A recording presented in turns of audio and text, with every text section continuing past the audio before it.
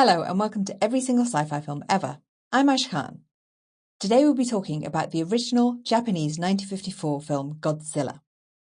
To put things into a bit of context, the 1950s are often considered the golden age of Japanese cinema. The titan Akira Kurosawa was making films during this period. In 1950 he released Rashomon, which is one of my personal favourites, and in 1954, the same year as Godzilla, he released the very famous Seven Samurai, which went on to have many copies made in Hollywood. In 1953, the very famous Tokyo Story was released. Now on to Godzilla. Tomoyuki Tanaka was a producer, Ishiro Honda the director, and Eiji Tsuburaya was the special effects expert.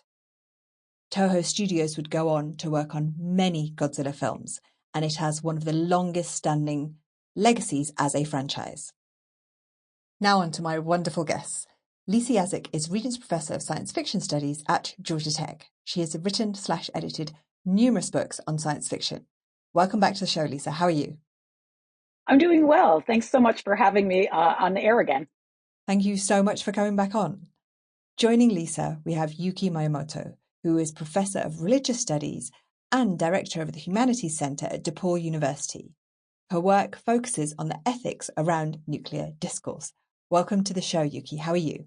Thank you for having me. I'm doing well. Brilliant. Thank you so much for joining. Lisa, I think we'll start with you because I just wanted to get a quick overview of kind of the history of science fiction in Japan leading up to 1954.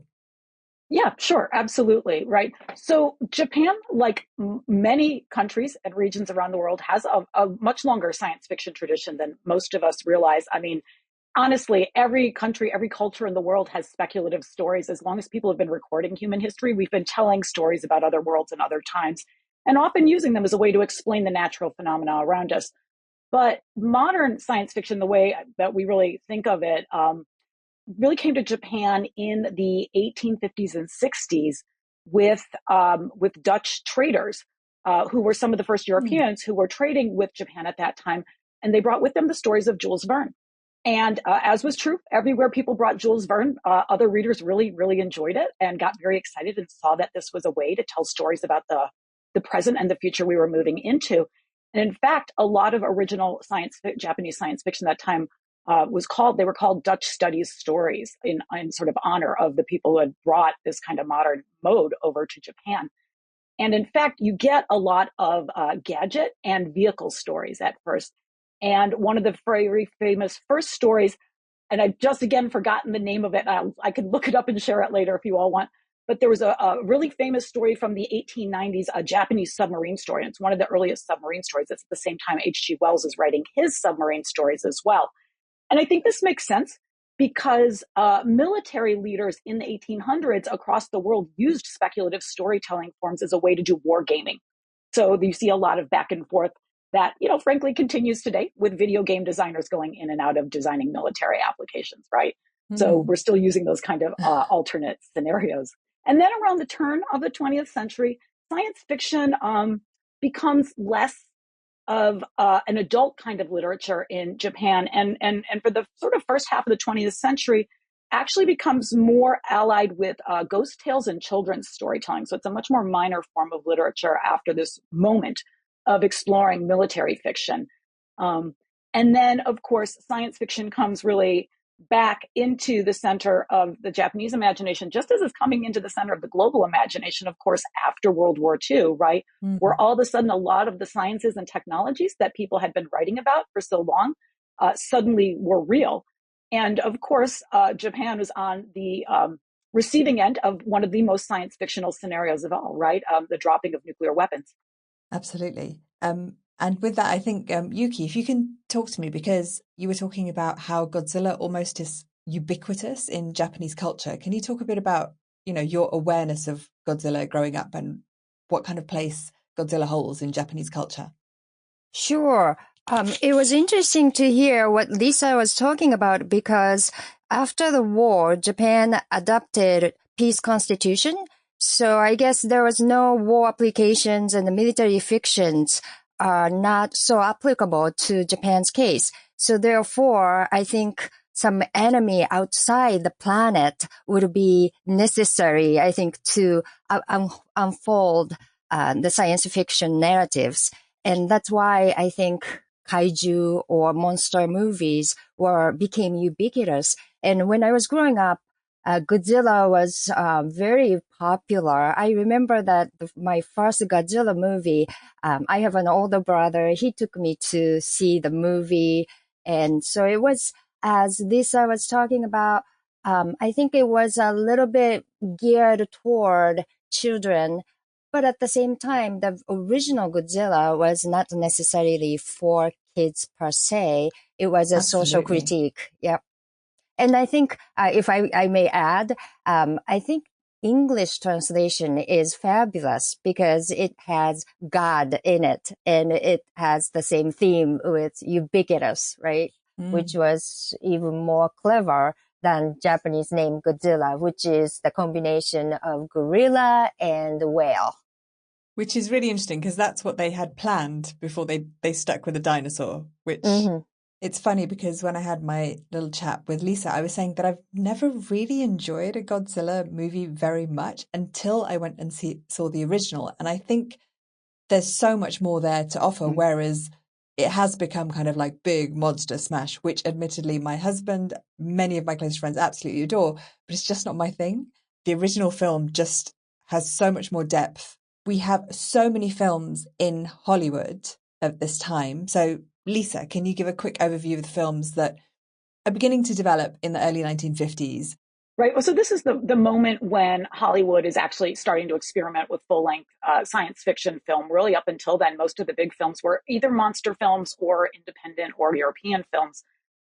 But suddenly, right around and after World War II, there's this real interest in monsters in the U.S. as well. I think that this makes sense in a moment when we have these large forces afoot really everywhere, and that most people don't have any control over, right? I mean, in theory, America is in control of the bomb, but that doesn't mean most individuals have any control at all over this, right?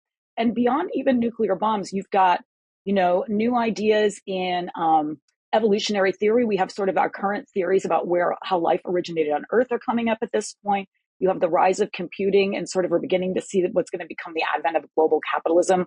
The beginning of industrialized farming on like a really large scale across the world, especially through colonial projects. So there's a lot of large and perhaps monstrous forces afoot. Even in the US, it's a pretty conservative moment, and contemporary freedoms of speech were not guaranteed at that time. And you could only say so much about these big topics, especially when you're trying to make money, right?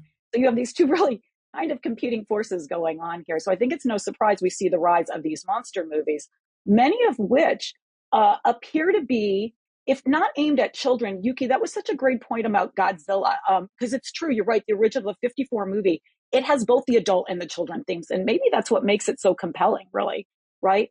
I do think there's a variant of that happening in Hollywood at that time, especially in what people call the B films, right? The films that are being made on sort of smaller budgets with less known directors and actors, and that were films that were going to be shown in the B slot at movies, and especially at the new drive-in theater. So later at night when people weren't maybe paying quite as much attention, perhaps had other things on their mind, right? Or were napping, let's say. And so you bring that all together. So on the one hand, you get these movies that, like many of the Godzilla movies, seem like they're just big, entertaining special effects, bugs, and exciting gigantic monsters, or like gigantic monsters threatening tiny naked women, or gigantic naked women threatening tiny men, right? All this kind of stuff. But of course, many of those movies, they are sliding in real messages about what's going on, not necessarily always celebratory, but definitely often interrogating some of those ideas.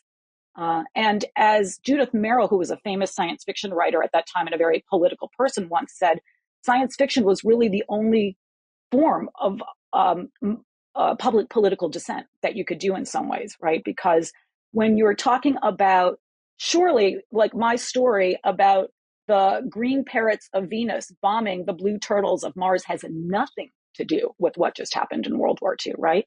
Because this is just made up, and it's just monsters elsewhere and creatures elsewhere. It's a good way to hide those messages.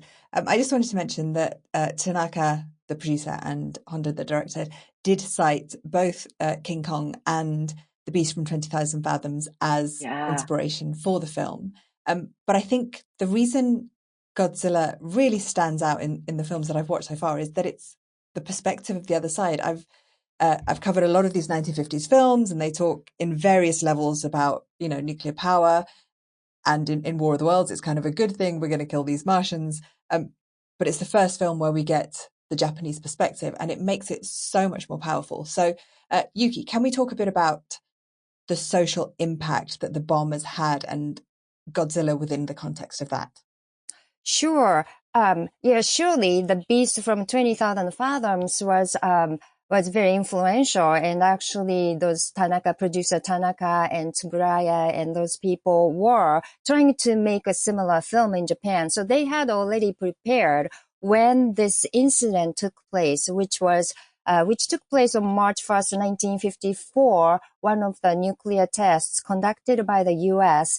That was the H-bomb, which was far bigger than the scientists had anticipated. So this Japanese tuna fishing boat, which was in the Pacific, they were outside the designated area, but nonetheless, they got caught in the nuclear fallout.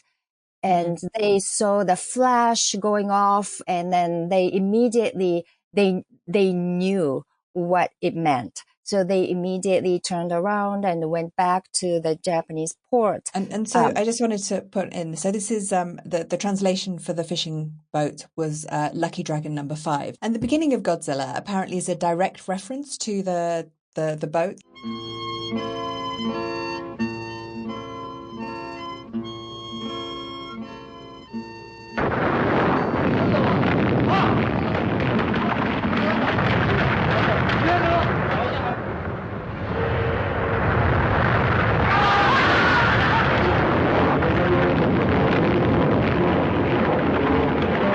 Like anyone watching it at that time, like I wouldn't have known that watching that now if I hadn't done my research. So it's interesting that for people watching it at that time, they would have made that direct link with the incident. Right. And then that was March 1st, 1954. And then immediately, because those producers and the filmmakers had been already preparing to make some kind of monster movie modeled after the Beast from 20,000 Fathoms. So they shifted a little bit.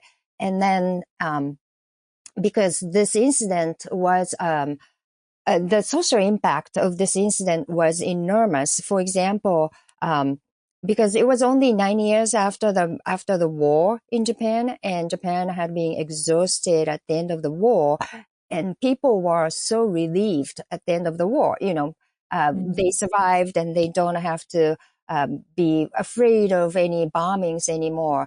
But they realized, even though they were not in the war, they could have been a victim of the nuclear bombs.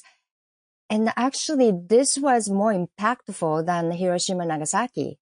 And this, because after the Hiroshima and the Nagasaki bombings, there was some censorship took place by the Japanese government and the US government. The people didn't know much, and other cities were also obliterated by air raid. So they were like, what are the differences? We were victims as well. So Hiroshima and Nagasaki destruction was not much known or shared by the rest of Japan. But this incident was much more impactful because it affected the food it affected the fish. The fish, this Lucky Dragon number 5 brought back to Japan were also emanating radiation and radioactive. So radioactive tuna became a phrase that people were afraid of consuming, and the consumption of fish plummeted. And just adding on to a little bit tangent, but because this incident took place and that was impactful, people started having this anti-nuclear movement.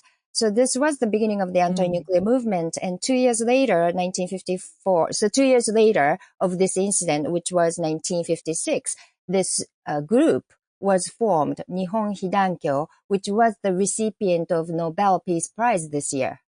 Oh, wow. I imagine a lot of the kind of censorship may have also had to do with the fact that America was still in Japan until 1952. So once they had left, I imagine that would have loosened up a bit of the restrictions. Would that be true?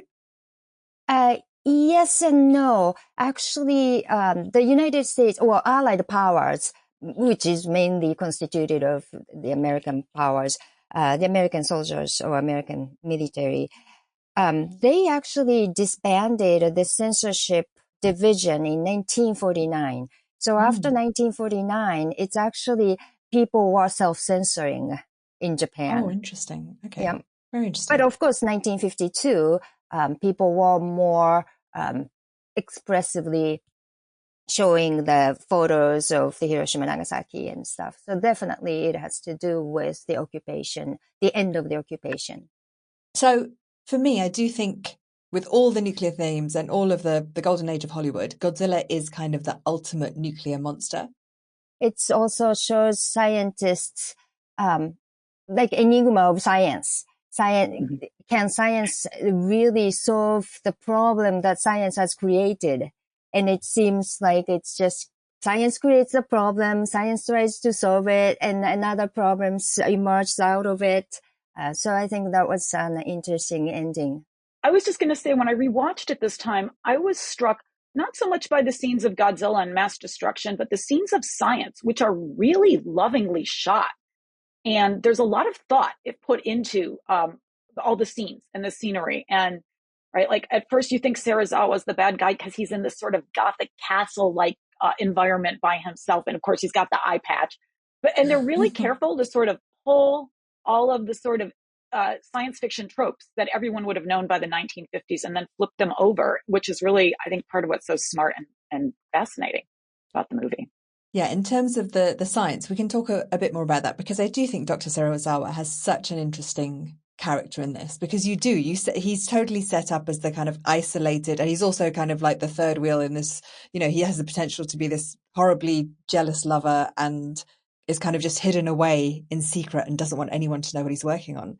And it is quite a destructive thing that he's working on. So, yeah, can we talk a bit about the role of science in Godzilla?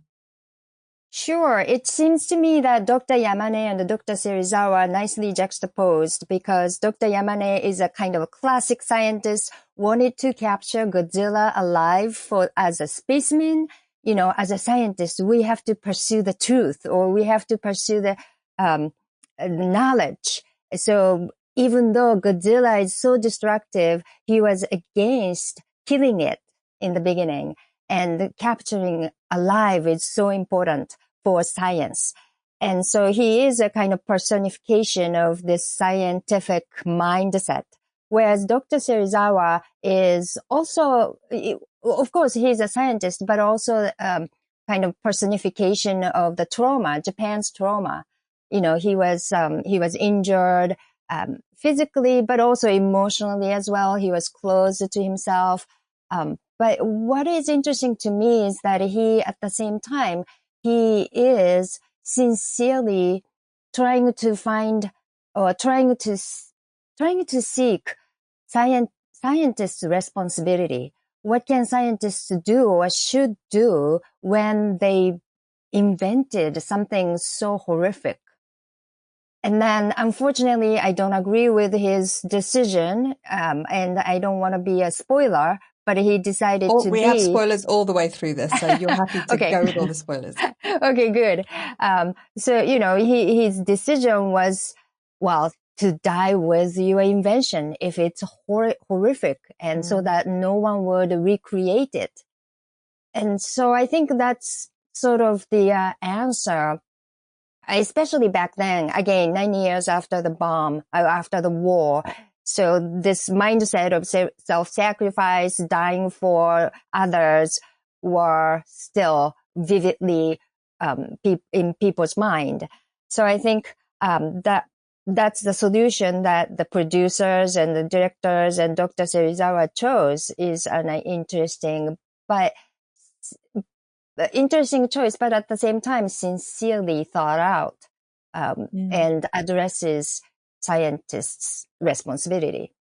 And Lisa, you were saying, because I'd like to know what other things were flipped around, but Lisa, you were saying that it's like Serizawa is the mad scientist, right? He's the traditional mad scientist that we think he's definitely up to no good.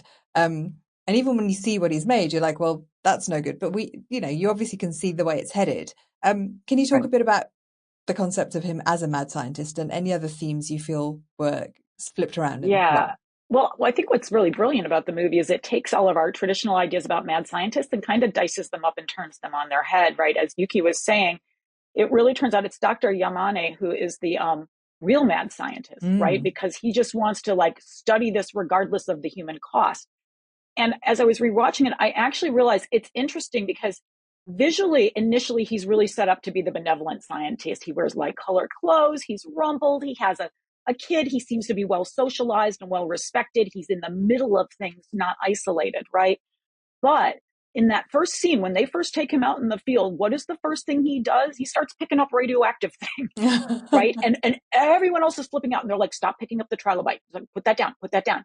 And I realized as I was rewatching it, like, what a clever way to show us that he's the problem, right? That he's so interested in science. Like, he doesn't care if he's waving radioactive stuff around at people. And as Yuki's saying, in the context certainly of World War II, but even more immediately with the fish, I would think that waving around a radioactive fossil like that would sort of resonate very strongly as a terrible idea. So I was interested in that sort of small moment that we have there, right? And then, of course, at first, Serizawa is presented more as the mad scientist. He's isolated. He's in a house that looks more like a classic Gothic castle. In fact, I was laughing. The scenery is actually funny. He keeps going up and down a set of very like middle-class 20th century looking stairs, but both the downstairs and the upstairs look like Gothic dungeons. It makes like no sense if you actually think about it, but emotionally it makes a ton of sense to us, right? And that's why it's shot that way. Even the scenes where he's by a window, the windows are barred, right? That's the other thing I noticed. Whenever people finally start revealing their secrets, they go out in the light or they go to a window, like for no good reason. They'll walk across a room before they talk to each other. But clearly, again, there's like this visual logic, right? That's happening.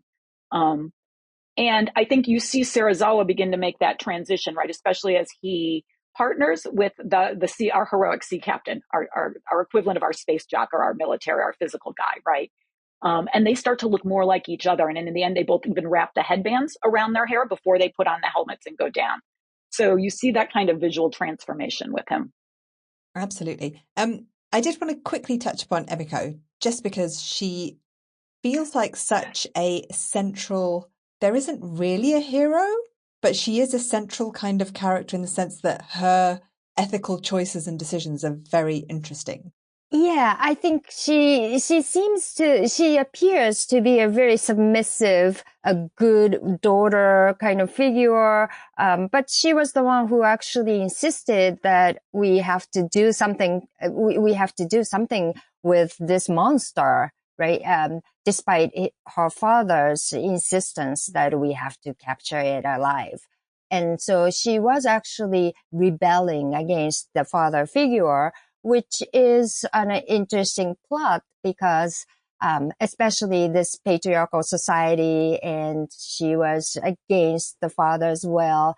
And that's what I wanted to kind of ask, because you see her wanting to rebel from the start because she wants to marry this guy, and then she has an opinion, and I want to understand, for 1950s Japan, that must have stood out to some degree, or is that wrong? Oh, I would say so. I would say so. Yes. Lisa, thoughts on Emiko? I love Emiko. I have so much to say about her. I think she's great. I think in some ways she's a very classic science fiction figure, the figure of the scientist's daughter. This is a character we've had at least since Nathaniel Hawthorne, and probably even longer. Mary Shelley played with this in some of her short stories as well. And often that scientist's daughter is at odds with her father, right? That's the dramatic tension, I know, for instance, in a number of like Hawthorne stories. Or if not a daughter, a wife, but some woman associated with a scientist who should be like sort of the object and meek and docile, but actually kind of is the moral center and is maybe even intellectually smarter than everyone else as well, which is what allows her to be the moral center, right? So that character type is around, and you definitely see it in American 1950s films. So I do think there's an analog for Emiko in a lot of the science fiction films where you literally have a scientist's daughter. You have the old scientist who gets waylaid and the daughter steps in. Them is a great example of this. She's the one who leads the charge into the ant nest. It's not the guys. And they're like, you can't do this. And she's like, I'm sorry, what? I'm halfway in. What did you say? Right.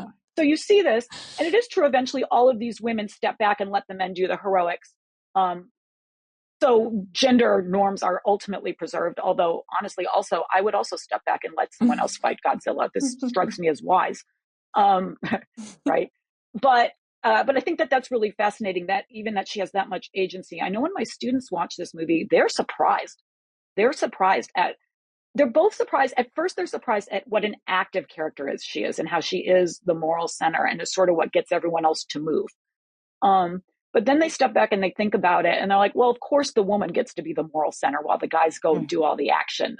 So, right, there's this interesting balance. Like the woman can be there as part of the ensemble, but she has to have a reason. And the reason is she's the moral center, not because she's a competent scientist or hero in her own right. But she is a cool character and she feels so modern. I was even thinking now, like when I rewatched it, the very first scene with her and the captain, it's shocking in some ways for 1954. They're alone together in the house and they're not married. He's like washing his arms, like he's clearly right out of the shower. So who knows what these two have just done, right? And he spends a lot and he keeps drawing attention to it. Like he keeps wiping his arms down and putting his clothes on, which is really interesting. And then they have a conversation about how he has to go be heroic. He's been called to duty. And she's like, oh, bummer. We had theater tickets. And he's like, I know. But he's like, well, why don't you just go? And she's like, yeah, I'm out. See ya. And I love that moment. It's very modern. And just sort of they function as such sort of a team. And just the idea that I mean, even now it's when like your partner says, oh no, I can't make it, you go by yourself, often you express a little like, oh, I wish you were coming. But she's like, oh yeah, nope, you got stuff to do. I'm going to theater. And it just felt really fresh and surprising to me. And that scene, actually, the first scene that Lisa was describing, I think that shows her own agency because her father clearly wanted her to be with Serizawa, right? And, Yeah. but her choice of his man, her man, you know, like I'm gonna go with him. And he was not a prestigious scientist. So that was an interesting choice. Yeah. Absolutely. I just wanted to go back to the thing you were saying, Yuki, about the concept of sacrifice, because this, I think, is a big cliche around Japanese culture, the concept of self-sacrifice. And you suggested that things might be changing, or there might be a bit of a backlash to that in modern kind of culture. Yeah, especially the very newest, the late Godzilla series, Godzilla -1. I think it clearly shows that the things changed because the big theme of the Godzilla -1 is that, well, you have to live. You cannot self-sacrifice. And I think that that message was very strong and very right there. And especially, you know, in the 90s and 21st century, this term, Japanese term, karoshi, became an English word, which is working so hard until you collapse. You know, you die you work to death. So that term kind of shows that because you're working for the company, you are working as a team, you cannot drop down or you withdraw yourself. So you have to sacrifice yourself until you die. So that kind of culture is still there, not necessarily in the military, but in the corporate culture. But I think recently that was severely criticized and people started thinking that, well, you cannot die you cannot self-sacrifice. So I think that message in Godzilla -1 is a huge change and nicely because it's a prequel to 1954 Godzilla. So I think nicely paired up there. Nice, thank you. I just wanted to quickly touch upon the fact that when this film first came out, and this is like 1954, Japan cinema is really at its peak around this era. But the reviews at that time were very mixed. And I believe it was Honda who believed that changed after Godzilla King of the Monsters was released, and that started getting more attention, which is a little bit, for someone who's watched Godzilla King of the Monsters, a little bit disappointing because the original is so much better. Just thoughts on that? Yeah, I think the first Godzilla was social critique. And that mindset of social critique was not, I don't think it was lost so quickly, but eventually Godzilla became a kind of a mascot, and Godzilla created a family and the mini Godzilla and stuff. I just wanna insert here the comparison between 1954 and the 1956 movies. 1956 is an American rendition of 1954 film, right? Yeah, so let's just quickly give a quick overview of that. So Godzilla's released in 1954. It's absolutely beautiful as far as I'm concerned film, and I hadn't seen it before. I saw it a few months ago, and then that is not sent across to the US, but it is sold to the US, and instead of just releasing it with dubs or subtitles, they decide to shoot a whole bunch of stuff with Raymond Burr, who goes on to become Perry Mason, and just insert it into the film to make it easily accessible. But they also take out a lot of stuff. So I think, Yuki, can you speak a bit about the stuff that they take out of the film? Sure, there are a couple of scenes which were edited out, but one of the scenes that I clearly remember is that there was in 1954 original Godzilla, there was a scene that a woman who was escaping from Godzilla's attack, she was saying, well, I survived the Nagasaki bomb. I don't want to die here. And that was edited out. And I think that was, again, an important part of social critique in 1954's film, but 1956, it was edited out. So in that sense, I think this serious issue, nuclear test, even nuclear tests at the Marshall Islands, which was the U.S. territory back then, 67 H bombs, A and H bombs were conducted. The tests were conducted. Mm-hmm. And there were so many people who were injured, in addition to Hiroshima and Nagasaki, and of course, Los Alamos and all over the world.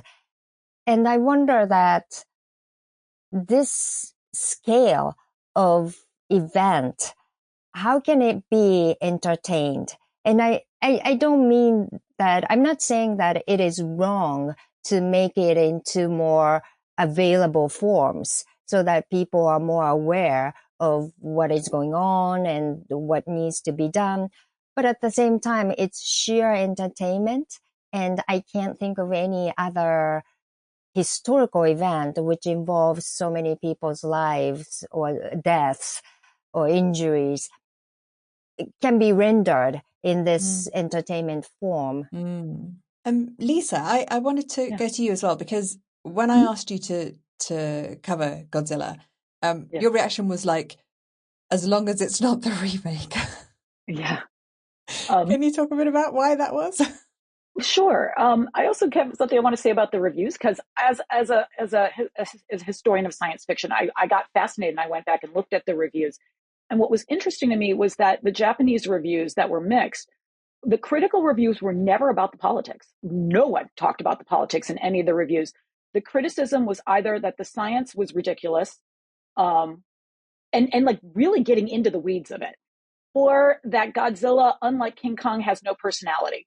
I actually kind of was interested in that second critique, because I think that's part of why, for me as a kid, I didn't like Godzilla, because he doesn't have much of a personality. And I think that I like personality-driven stories. I was like, that's very interesting. I like that insight. Having said it, I think it actually works well to have Godzilla be impersonal, especially in that first movie. And I also think it makes sense you get a lot of critique of the science, because my study of Japanese science fiction history, you really get a sense that as science fiction is becoming popular again in the 50s and 60s, it was strictly depoliticized. People were very consciously emulating non-political American authors like Asimov, or people at least who didn't appear to be overtly political. And it's so I'm not surprised that the reviews all get into like, oh, is the science accurate? Is it well represented? Because like, that's the kind of dorky, non-political conversations that I would expect in that moment. So I just wanted to say that about it. Yeah. And now for why I didn't. Yeah, I too dislike the 56 Godzilla. Yuki, I think you put it beautifully, that it takes a really tragic and recent set of events and turns them into mass entertainment. Having said that, I was thinking about it today. I think it does have one redeeming quality I've never thought of before, and it's simply the fact that this was the first time in about 10 years Americans had seen positive representations of the Japanese in the mass media. So I'm going to give it points for that and that alone. So, and that's not a bad thing, especially because I think the movie makes both the Japanese state and the Japanese people look incredibly competent. Like those scenes of disaster, like I want to be there with those people because they know how to handle disaster. Like the movie really celebrates Japan as a modern people ready to grapple with the modern problems of the world. And so I really kind of appreciate that no matter what, even cutting out the Nagasaki references, you can't cut out the visuals overall. And I think that that's there. So I thought that was interesting. I also learned the reason they didn't subtitle. I don't know if any of you else came across this. Apparently, for American audiences, subtitles in the 1950s were associated either with art house films or with really, really bad Z-grade productions where you couldn't even hear the dialogue properly. Wow. So they didn't want to just subtitle because then it was going to read as either an art house film, which they were clearly trying to get away from, right? Turning it into commercial entertainment. But they also wanted it to be quality entertainment, right? And not seen as like a Z-grade import movie. So that was actually what drove the choice to drop in the Japanese translator character. Because that way he could summarize a lot of the scenes without having to resort to subtitles. A lot of the summaries are kind of mis-summaries, of course, as one would expect, but I was interested to learn this. I had no idea, so I think that's cool, and I share that with anyone else who didn't know that little bit of history. Thank you. But mostly, I don't like the 56 version. It seems awkward. When you watch it, it's clearly awkward. It doesn't make sense. It feels like there's a lot of work that goes into it. And then, like I said, they've obviously had to kind of do all those little cutaways, and then it's still awkward. Yeah, to be fair, I do think that whoever wrote the treatment to it, I want to give them props for attempting to do something sort of smart and science fictional, which was to make that American character a journalist. And that's a really classic character type in science fiction, right? Because a journalist is empowered to be us. They're our stand-in. They ask the questions that we can't ask, right? And they're allowed to ask, and they're allowed to be there on the scene asking those questions. So to be fair, I've always thought that was actually a smart frame. I just don't think it works. But it feels to me like a desperate attempt to make things kind of make sense. And it was maybe the best choice out of a bad situation, but it's just offensively weirdly cut up. And it's interesting, right? Because North Americans didn't get to see Honda's 54 Godzilla until 2004, at least officially. I'm sure unofficially people had seen it. That is so shocking to me that like it wasn't available till 2004. And I'm like, was it an oversight? Was it done on purpose? No, was it was like... deliberate. It was deliberate. I did a little poking around, and my sense is it was deliberately withheld, in part because of the politics, and in part because after the 56 American Godzilla, and then as Toho kept doing Godzillas, it really did rebrand largely as children's storytelling and as fun kaiju, fun kaiju monster storytelling, and really about the special effects and Godzilla's found family and love for children, and occasionally a few sort of nods to international peace and the free exchange of scientific ideas, but minor compared to everything else, like Godzilla's weird love of children all of a sudden, and those kinds of things, right? And my sense is that the property had become so ingrained for what it was because so few people had seen the 54 version. And in fact, the 56 version is actually really well beloved amongst Godzilla fans. Like no one thinks it's good, but they all love it because it for a long time, it seemed like it was the first, right? Oh, that's really interesting. And I suppose it's such a valuable IP that you wouldn't want to damage the profits, I guess. Exactly. Ultimately. So that's my sense. And so it wasn't until the 50th anniversary when it made sense to sort of bring it back out, is when they did that. And then, of course, we've had since then the Godzilla reboots, and especially as we move into the Shin Godzilla era, as things get hotter again and the stories get more serious. But I think it's interesting. You had to have the 54 version out before you could reboot the Godzilla franchises and start trying to do the more serious storytelling again, along with the entertaining stuff. Okay. Yuki, do you have something to add to that? Because I feel like you were going to say something. Yeah, I just appreciate what Lisa said. I never thought that in 1950s how Japanese people were portrayed in the US media. But so true, like made in Japan was actually, it meant something bad back then in the 50s. So I appreciate it. And then as Lisa mentioned, it also nicely juxtaposed to Shin Godzilla, which which is like shamelessly showing how incompetent the Japanese people are there. So I thought it was interesting. Thank you. Yeah, it's an interesting difference. Yeah. Okay, so let's talk. I mean, we're obviously talking about the legacy, but let's go straight into it. The Legacy of Godzilla. Yuki, let's start with you. Legacy. Well, I think I actually like a couple of Godzilla movies in addition to 1954 original one. For example, 1961 Mothra movie, which is fascinating because it still has this anti-nuclear theme, but it horribly misrepresents people in the supposedly Marshall Islands. And it was unforgivable because especially Japan had colonized the Marshall Islands or had a control over the Marshall Islands. They should know what the Marshall Islands and people are. So that misrepresentation was unforgivable, but at the same time, there was some reference to what would happen if we keep testing the nuclear bombs. And it's actually, we were talking about science and how Mothra's story is unfolded Godzilla was defeated by kind of nature because Mothra is this giant butterfly, right? And spewing the thread, and that's how Godzilla gets defeated. So it's not about necessarily science per se, but usually Godzilla series, scientists, engineers, politicians, and all those people got together and tried to solve the problems. And that kind of cooperation is also representing Japan's way of working. However, Mothra is very different in that way. Nature defeats Godzilla. And I think that was an interesting, not deviation per se, but interesting plot there. 10 years later, Hydra, which is, I wouldn't necessarily recommend this one. This was not necessarily about nuclear issues, but definitely still maintains the social critique position of Godzilla series because it addresses this pollution issues, environmental issues.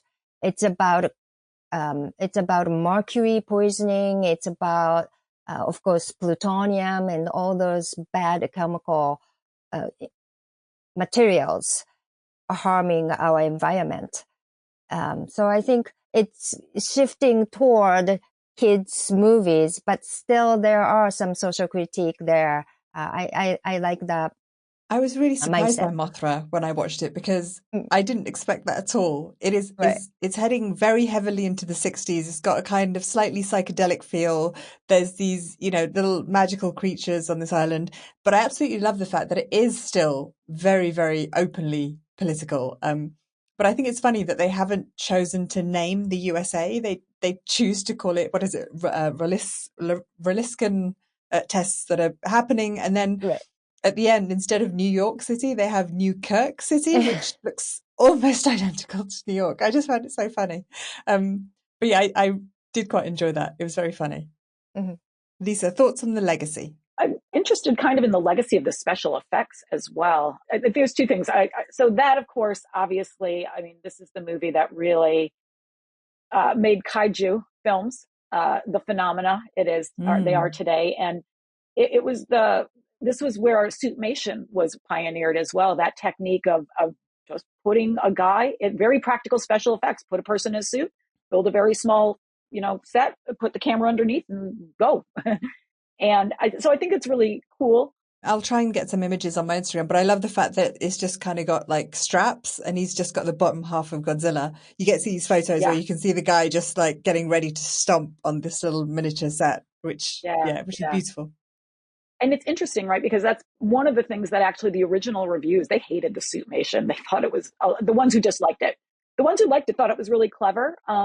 And I read a review with one of the special effects designers that when he went and watched the premiere in Japan, he sat and watched the audience instead of the movie. And he said every time Godzilla came out, he said every kid under the age of 16, like their face just glowed and lit up. And he was like, we got a winner on our hands here.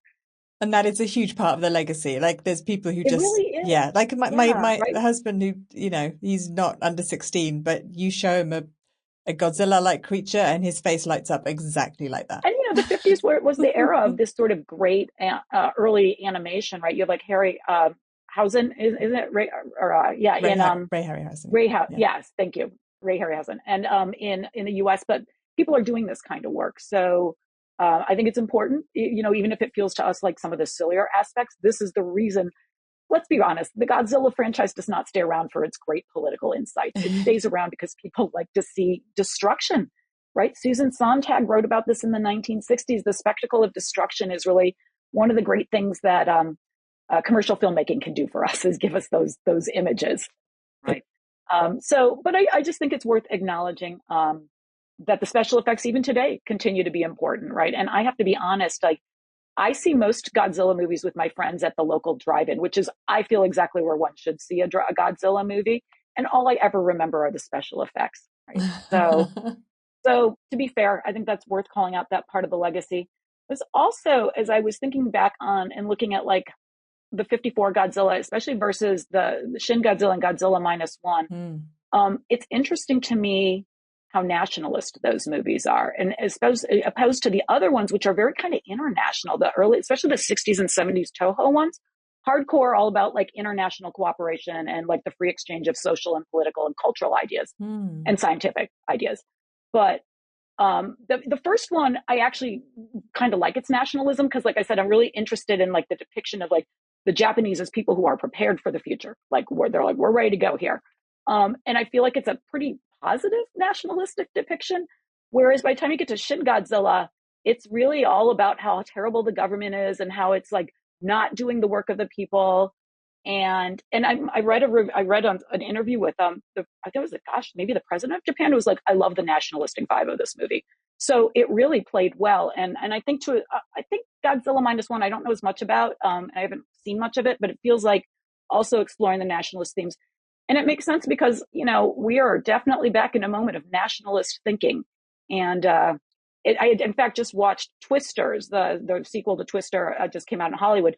Same kind of pro-nationalist, kind of anti-science, anti-government vibe. And I'm just like, whoa, we are having a moment, aren't we? And with like big things, Twisters, Godzilla, like national disasters. So it's an interesting moment, and I think part of a larger moment that's happening. Very interesting. Yeah. If I may add on to that, I appreciate Lisa's comments, especially special effects, because tokusatsu is the word in Japanese, which is now becoming an English lexicon. So I think that's very nice. And also nationalistic part, I totally agree with you. The Shin Godzilla, there was still some kind of struggle between the U.S.-Japan relationship. There was a very odd character who was a Japanese American character, right? And then, so there was some kind of awkward struggles. Who is in charge of this issue between the Japan and the U.S.? But Godzilla -1, totally a Japanese history. And there was some guilt and, for the war, but not so much guilt for aggressive part. So yes, I totally agree with you. Very interesting. Thank you. Okay, so the last part that we like to do is, can you recommend something for the listeners to pair with Godzilla? Well, I think I gave mine away in my last set of comments here, because I would actually recommend Shin Godzilla and Godzilla -1, in part because it's an interesting return to the same themes 70 years later. I'm no fun. I don't like guys just stomping around in suits killing things. I actually want like some sort of moral narrative with it, I guess. So should you want that, I think that those pair well. I think if you're looking for the suits stomping around, wow, gosh, take your pick. There's been so many great ones. Yeah, I'm even worse with you with it, Lisa, because my family, all my kids, my husband absolutely love it, and we went to watch the one that came out this year, and I just felt like such an old lady. I felt like it was loud at one point. I'm sure I felt seasick from the whole kind of thing. I was like, I'm not made for these films. Yuki, what would you recommend for listeners to pair with the film? Well, I would say 1957, The Mysterian, which is 地球防衛軍 in Japanese, but it was also made into English and entitled The Mysterian, which is the same team, Honda, Tanaka, and Tsuburaya, all those people made it. And the theme is also nuclear. In far away in the planet, nuclear tests were conducted, so people were dying, and those aliens came to our planet to abduct the young women so that they can draw the healthy blood from young women to implant to ill male aliens. And so it's an interesting plot, especially from a gender perspective, how women are expendable and then how their healthy blood is important to sustain male bodies. But it's also nuclear issues and the same team, but very different from Kaiju, still science fiction, but Kaiju, different from Kaiju series, monster series. That's really interesting because also the director of Godzilla -1, which is Takashi Yamazaki, cited that as one of his big inspirations as a child. Okay, wonderful. Thank you so much for both of you for coming on to the show. Thank you for having me. Yeah, thanks so much. That's it for this episode, but before I go, it's my birthday this month, so you get to listen to this. Hello, Aisha. This is your honorary father, which is, I'm told, the name that you have given me. It's Patrick Stewart, and I just want to wish you happy birthday. That's right. That's a personal birthday message from none other than Jean-Luc Picard, also known by his pseudonym Patrick Stewart. I absolutely love that recording and I wanted to share it. It was a gift given to me by Natalie Lindo Taylor many years ago now. So happy birthday to me. I hope you all have an absolutely wonderful January. If you can rate or review this podcast, that would be really, really appreciated. And I haven't quite decided the next film we're going to be covering, so please take a look at the show notes and the details will be there. Thank you. Bye-bye.